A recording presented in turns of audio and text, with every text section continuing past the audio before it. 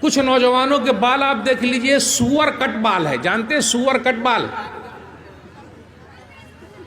ये मेरा सर देखिए, सुअर कट बाल मतलब ये चारों तरफ से, ये साइड से काट लेता है, बीच में उठा देता है।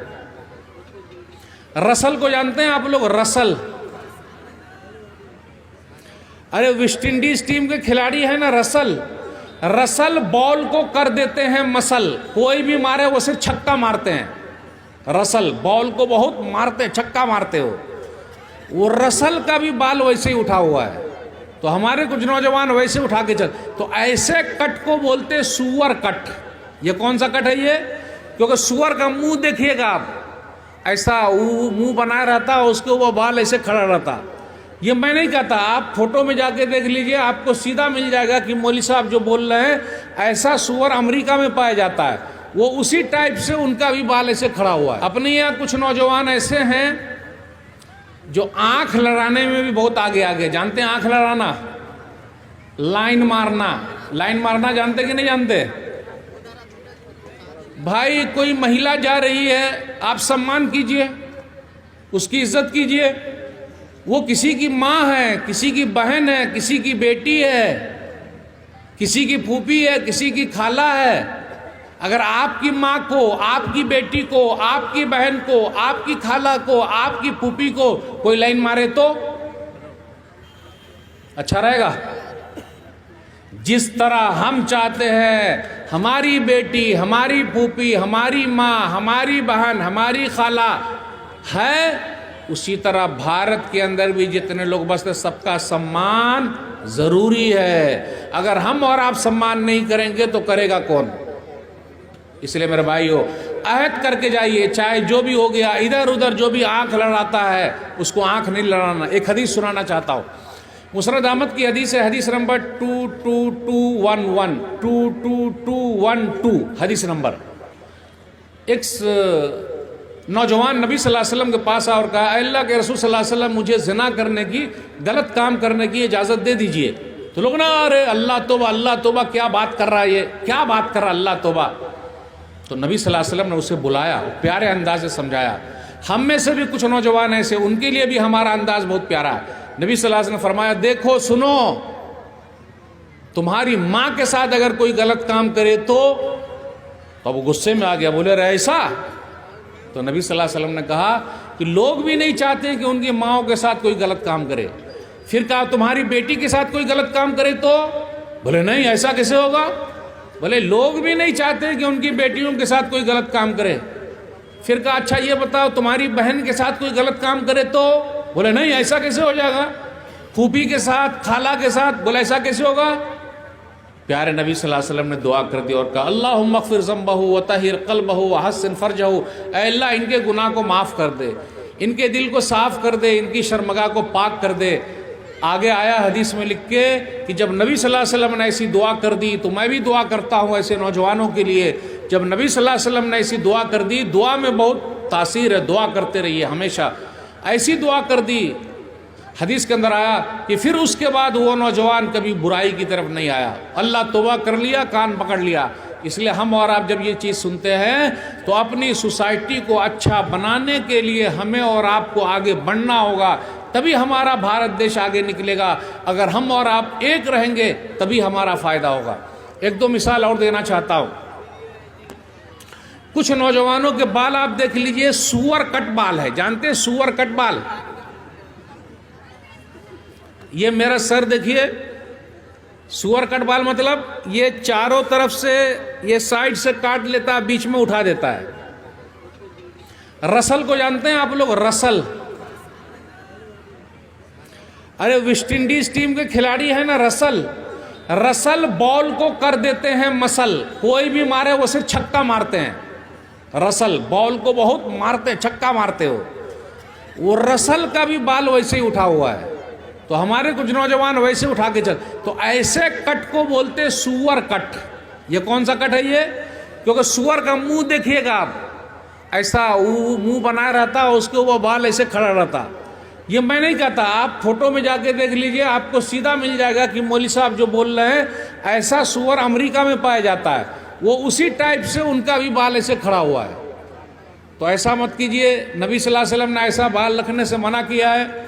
हदीस के अंदर आया, सही बुखारी किताबुल लिबास हदीस नंबर 5920, यनहा अनिल क़ज़ी, कि नबी सल्लल्लाहु अलैहि वसल्लम ने ऐसा बाल काटने से, कुछ काट लिया जाए कुछ छोड़ दिया जाए, ऐसा करने से मना किया है। अपने यहाँ एक चीज़ और है, लोगों को क्या करना चाहिए, दाढ़ी बढ़ाओ मोछ कटाओ। लेकिन अपने यहाँ कितने लोग ऐसे मिल जाएंगे आपको कि वो दाढ़ी भी छिलाए हुए हैं। दाढ़ी छिलाए कि नहीं छिलाए? यादव जी को देखिए, उनके पास दाढ़ी है कि नहीं है, कितने सुंदर लगते हैं देखने में। देख रहे हैं आप, दाढ़ी में कितने अच्छे लग रहे हैं कि नहीं लग रहे हैं? तो मैं आप जैसे नौजवानों को बोलता हूँ, आप काहे छिलाते हैं? उनको देखिए कितने अच्छे लग रहे हैं। अच्छा, प्रधानमंत्री जी के पास भी दाढ़ी है कि नहीं है? प्रधानमंत्री और अपने पुराने एक प्रधानमंत्री जी थे मनमोहन सिंह जी, दाढ़ी थी कि नहीं थी? है। तो आप रखिएगा तो डर की बात क्या है? क्यों घबराते हैं आप? और माँ बहनों से कहता हूं, आपने पर्दा करना, क्योंकि अपने भारत देश के अंदर ऐसा है कि आप हिंदू महिला को भी देखिए, आप लोगों के इलाके में भी वो घूंघट लेती है। आप राजस्थान चले जाइए, बिहार में जाइए, गुजरात जाइए, कहीं भी जाइए, वो लंबा घूंघट लेती है। वो जो पुरानी औरतें सब है, आप देखिए, नई नई महिला सब। तो ये तो हमारे भारत की संस्कृति है, ये तो खूबसूरती है। तो अगर हमारी औरतें पिल्लू लेगी, कपड़े लेगी, तो गलत क्या है? हिजाब और निकाब, इसका मसला क्या है? ये तो अपने भारत देश के अंदर अनेकता में एकता है। सही हिंदी बोला कि नहीं? अनेकता में एकता है, यानी भारत में हर तरह के लोग बसते हैं। ये भी रहे, ये भी रहे, ये भी रहे, उसी में हमारी खूबसूरती है।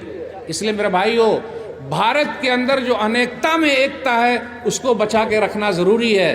तो आप इस्लाम पर अमल कीजिए, कोई आपको मना करने वाला नहीं, लेकिन आप पहले खुद अमल कीजिएगा तब होगा।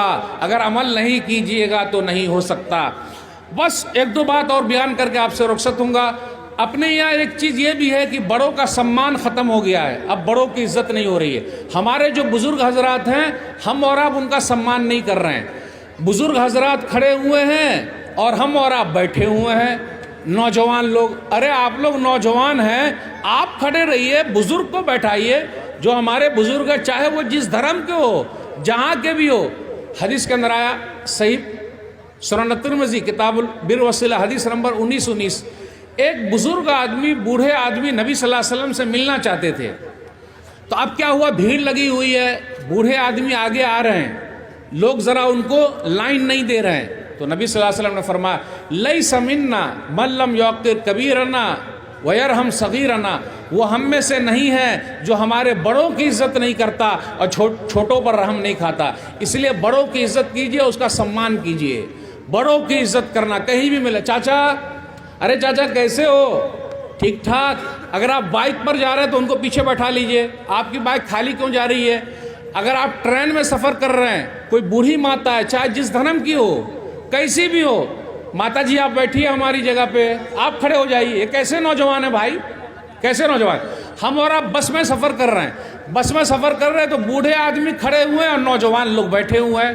खड़े हो जाइए, थोड़ी देर खड़े होइए, उनको बैठाइए। आइए आइए आइए आइए, ये सब क्या बैठ, ये सब जब हम और आप करेंगे, लोगों को बताएंगे, तब लोगों को पता चलेगा इस्लाम क्या है। लेकिन अगर हम और आप ऐसे ही रहेंगे तो बड़ा मसला हो जाएगा। तो हमें और आपको बड़ी कुर्बानी देनी पड़ेगी, अमल करके बताना पड़ेगा, तो उसका फ़ायदा होगा। बातें बहुत सारी आपसे करनी थी। पहले के लोग कैसे थे, सहाबा किराम कैसे थे, उनके बच्चे कैसे थे, उनकी बच्चियां कैसी थी, वो अल्लाह वाले कैसे थे। अगर हम और आप जैसा बनेंगे तो हमारा बड़ा फ़ायदा। ये चंद बातें मैंने आपके सामने रखी। शुरू में मैंने 2-3 मंदिर का नाम बताया है, उसको भूलिएगा नहीं। और ये भी मत भूलिएगा, यादव जी एक चीज़ और मैं भूल गया, याद रखिएगा। औरंगज़ेब की कैबिनेट में, आप लोग भी याद रखिएगा, औरंगज़ेब की कैबिनेट में डॉक्टर राम पुनियानी कहते हैं कि औरंगज़ेब की कैबिनेट में 34% हिंदू थे। उनकी कैबिनेट में, जो कैबिनेट उनकी थी, जैसे अभी अपनी कैबिनेट कहाँ है, दिल्ली में है, लेकिन दिल्ली में अभी प्रधानमंत्री जी की कैबिनेट में एक भी मुसलमान नहीं है, एक भी नहीं है अभी। लेकिन औरंगज़ेब की कैबिनेट में उनके दौर में 34% हिंदू भी रहते थे। तो तो वो कैसे हिंदू विरोधी हैं? वो तो मोहब्बत करने वाले थे। इसलिए ये सब बातें डॉक्टर राम पुनियानी ने कहा है, मैंने नहीं कहा। मैं उनकी वीडियो सुनता हूँ, वही बात मैं लिख लेता हूँ। मेरी सब बात आप वीडियो पर जाकर क्लिक कीजिएगा, डॉक्टर राम पुनियानी ऑन औरंगजेब, वो आराम से बता देंगे और आपको मिल जाएगा। तो ये चंद बातें मैंने आपके सामने रखी। आप सम्मान के साथ, प्यार के साथ लोगों के साथ रहिए, प्यार को फैलाइए, मोहब्बत को फैलाइए। यही हमारा देश है। इसलिए हम कहते हैं सारे जहां से अच्छा हिंदुस्तान हमारा सबसे प्यारा देश है, और इसको आगे बढ़ाने में हम सबको योगदान देना है। इसलिए प्रधानमंत्री जी कहते हैं सबका साथ, सबका विकास, सबका विश्वास, सबका प्रयास। ये 3 चीज याद है कि नहीं? चार हो गए, अभी चौथा अभी जुड़ा है। 3 तो पहले से था। सबका साथ, सबका विकास, सबका प्रयास, सबका विश्वास। तो विश्वास जीतेंगे जब सबके साथ सही होगा, तभी हो पाएगा, तभी हम आगे निकल पाएंगे। बातें बहुत सारी आपसे करनी थी। नौजवानों से मैंने यही कहा, आप मिसाली नौजवान बनिए, लोगों के काम आइए, लोगों की सेवा कीजिए। लोगों की सेवा करेंगे तो लोग आपको याद रखेंगे। अल्लाह से दुआ है, अल्लाह हम सबको 15 मिनट और है, और भी उसके बाद सवाल जाओ उसके बाद है। माशाअल्लाह, अल्हम्दुलिल्लाह, हमारे ज़िम्मेदारों ने मेरा 15 मिनट और बढ़ा दिया। मैं इनका शुक्रिया अदा करता हूँ। 15 मिनट में मुझे 2-3 बातें और आपके सामने रखनी है। एक लंबी हदीस आपके सामने पढ़ना चाहता हूँ पब्लिक की सेवा के लिए, उसमें हमें और आपको आगे बढ़ना। सही बुखारी किताबुल अदब हदीस नंबर 5974 इस तरीके की हदीस है, या फिर हदीस नंबर 2333 सही बुखारी के अंदर। 3 आदमी का वाक़या है। तीनों आदमी जा रहे थे, रास्ते में बारिश हो गई, तीनों के तीनों गारे में घुस गए। जब गारे में घुस गए तो पूरा मुंह बंद हो गया। जब मुंह बंद हो गया तो लोगों ने एक दूसरे से कहा कि अब क्या करेंगे, कैसे बाहर निकलेंगे? तो तीनों में से कौन कौन से आदमी थे? नंबर 1, माँ बाप की खिदमत करने वाला। आज कितने लोग हैं जो अपने माँ बाप की सेवा कर रहे हैं? माँ के पाँव तले जन्नत है, माँ के पाँव के नीचे जन्नत है। बाप जन्नत का दरवाज़ा है। कितने लोग ऐसे माँ को क्या बोलते? ए बुड्ढी, हाँ खामोश रहा, बोलते कि नहीं बोलते? अब्बा को क्या बोलते? ए बुड्ढा, ज़्यादा बोलने का नहीं, ससुराल में चला जाऊंगा, वहाँ बच जाऊंगा। कितने लोग? नहीं, बाप जन्नत का दरवाज़ा है, माँ के पाँव के नीचे जन्नत है। माँ बाप की खिदमत करना जिहाद है, जिहाद। ये जिहाद का लफ्ज़ भी बड़ा बदनाम हो गया है, यानी कोशिश करना। जिहाद का माना होता है कोशिश करना, लगे रहना। और सबसे बड़ा जिहाद अपने आप से करना, यानी अपना मन गलत काम की तरफ जा रहा है, उसको बचा के रखना, ये भी सबसे बड़ा जिहाद है। माँ बाप की खिदमत करना जिहाद है, यानी माँ बाप के लिए कोशिश करना। आपको मालूम है जब हम पैदा हुए थे, माँ को जो चीख निकली थी, जो तकलीफ हुई थी, उस तकलीफ का बदला हम जिंदगी भर दे नहीं सकते। जो लोग माँ बाप की खिदमत करते हैं, उनकी दुआओं की वजह से वो आगे निकलते हैं। इसी हदीस में 3 आदमी का वाक़या। नंबर 1, एक आदमी ये था, वो अपना बकरी वगैरह चराता था, जानवर चराता था, और हर दिन लाता, जानवर को दूता, फिर माँ बाप को पिलाता दूध, फिर अपने बच्चों को पिलाता था। यानी पहले माँ बाप का ख्याल रखना। आज अपने यहाँ क्या, पहले जोरू का ख्याल रखो, उसके बाद माँ बाप का, यही ना? अपनी बीवी को पूछो, माँ बाप को छोड़ दो। कितने माँ बाप को लोगों ने क्या किया, अपने माँ बाप को ओल्ड एज होम में, जो शहर के रहने वाले लोग हैं, शहर के रहने वाले, अल्हम्दुलिल्लाह देहात के लोग बड़े अच्छे हैं, अभी भी माँ बाप की सेवा कर रहे हैं। ये शहर के लोग माँ बाप को ओल्ड एज होम में छोड़ दिए, यानी बूढ़े लोगों के घर में। माँ बाप वहाँ तरस रहे हैं बच्चों के लिए, एक दिन मिलने के लिए जाते। ये फादर डे, मदर डे, ये सब मनाना गलत है। हर दिन मदर डे है और हर दिन फादर डे है। हमको और आपको माँ बाप की सेवा करना। तो इसी हदीस के अंदर क्या आया, गौर से सुनिएगा। अब वो पहाड़ के अंदर गार का मुंह बंद हो गया। जब बंद हो गया तो खुल ही नहीं रहा है, धक्का दे ही नहीं सकते, निकल ही नहीं सकते। तो एक आदमी था, कहा अल्लाह, मेरे माँ बाप थे, मैं जानवर को चरा के लाता, पहले माँ बाप को दूध पिलाता, फिर अपने बच्चों को पिलाता। एक दिन अल्लाह मैं लेट आया, जब लेट आया मेरे बच्चे आ रहे हैं, पाँव पर रगड़ रहे हैं मुँह, बाबा हमें पिलाओ, दूध पिलाओ, दूध पिलाओ। लेकिन मेरे माँ बाप सो गए। अब आप ही बताइए, जब अब्बू सो जाए, अम्मी सो जाए, तो हम और आप उठा देंगे, अरे बाबा उठो, बाबा उठिए, अब्बा उठिए, अम्मी उठिए। वो बंदा पूरी रात दूध लेकर खड़ा रहा, जब सुबह माँ बाप उठे तो माँ बाप को दूध पिलाया, और दूध पिलाने के बाद फिर अपने बच्चों को पिलाया। कहा अल्लाह मैं तुझे खुश करने के लिए ऐसा किया है, अल्लाह ये पत्थर को ज़रा खिसका दे। पत्थर ज़रा खिसक गया। नंबर 2, एक आदमी वो था, उसके बाद चचाजाद बहन थी। आजकल जो औरतों की इज्जत लूटते हैं अक्सर 99% पहचान वाले होते हैं, 99% पहचान वाले होते हैं, वही उसकी इज्जत को लूटते हैं, उनके साथ रेप करते हैं।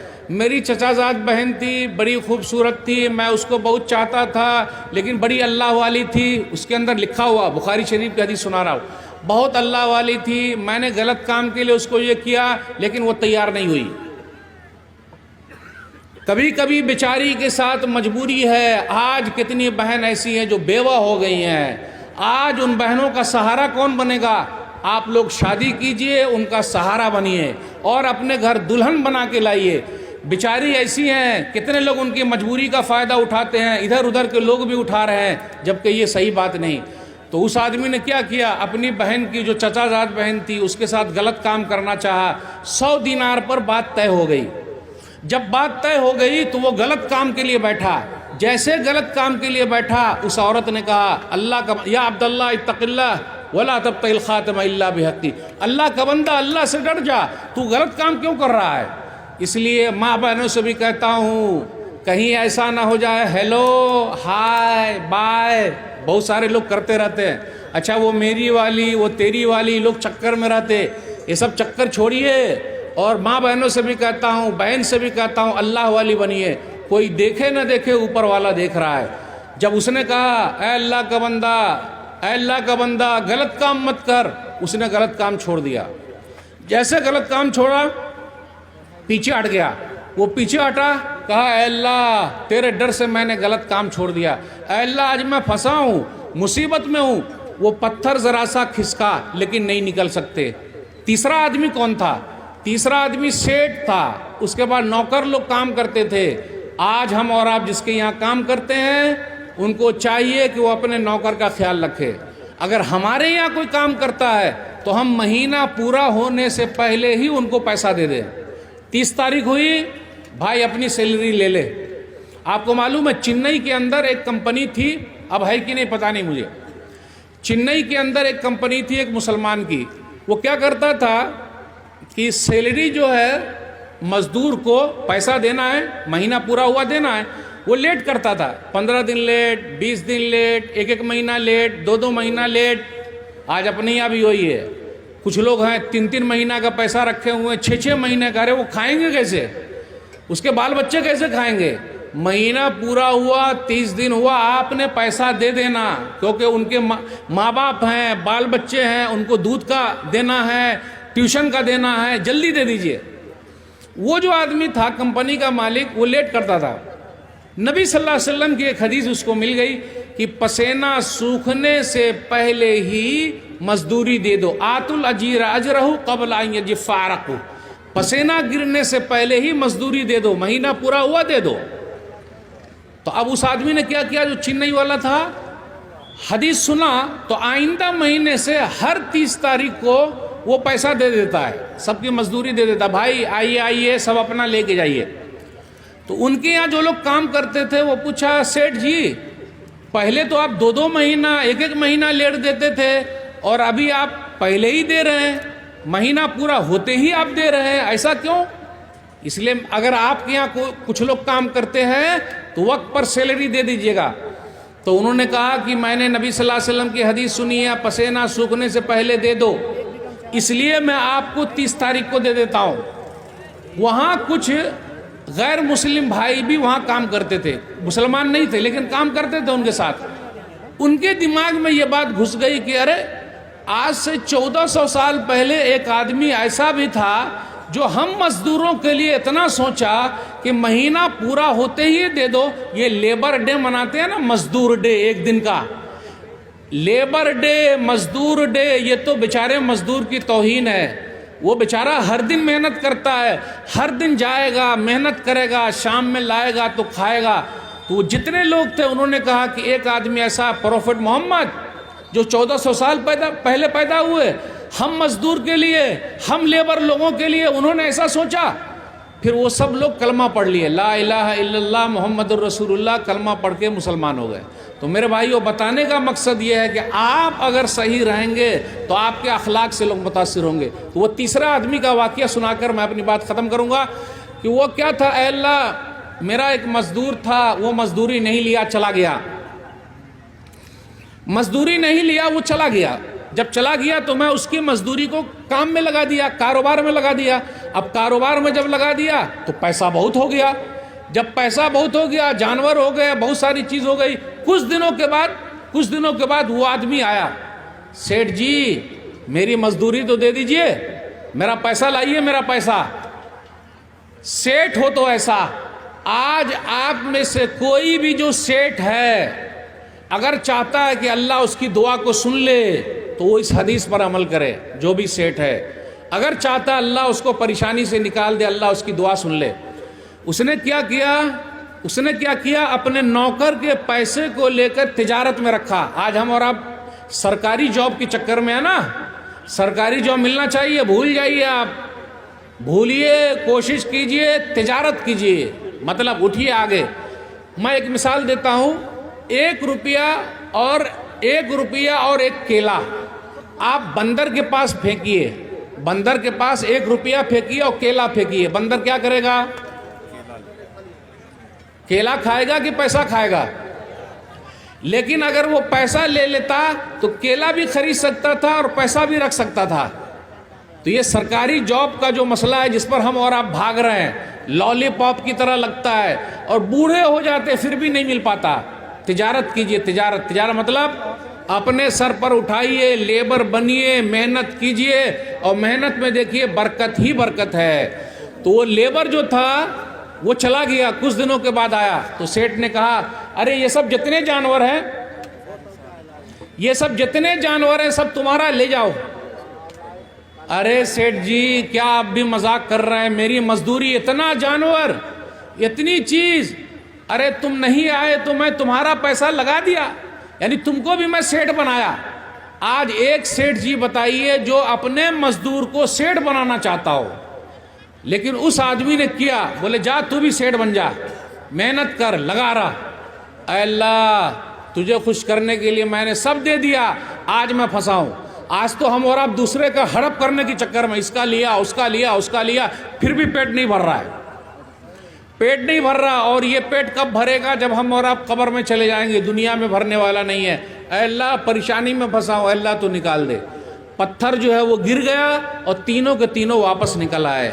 इस हदीस से ये पता चला मेरे भाइयों, हमें और आपको समाज को अच्छा बनाने के लिए कोशिश करना पड़ेगा।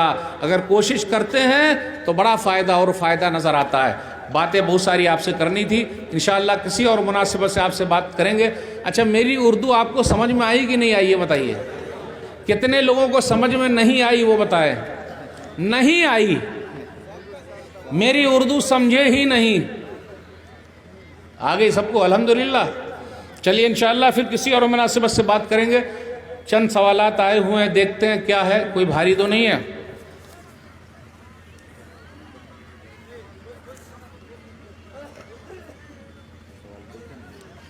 हाँ, कितने हैं?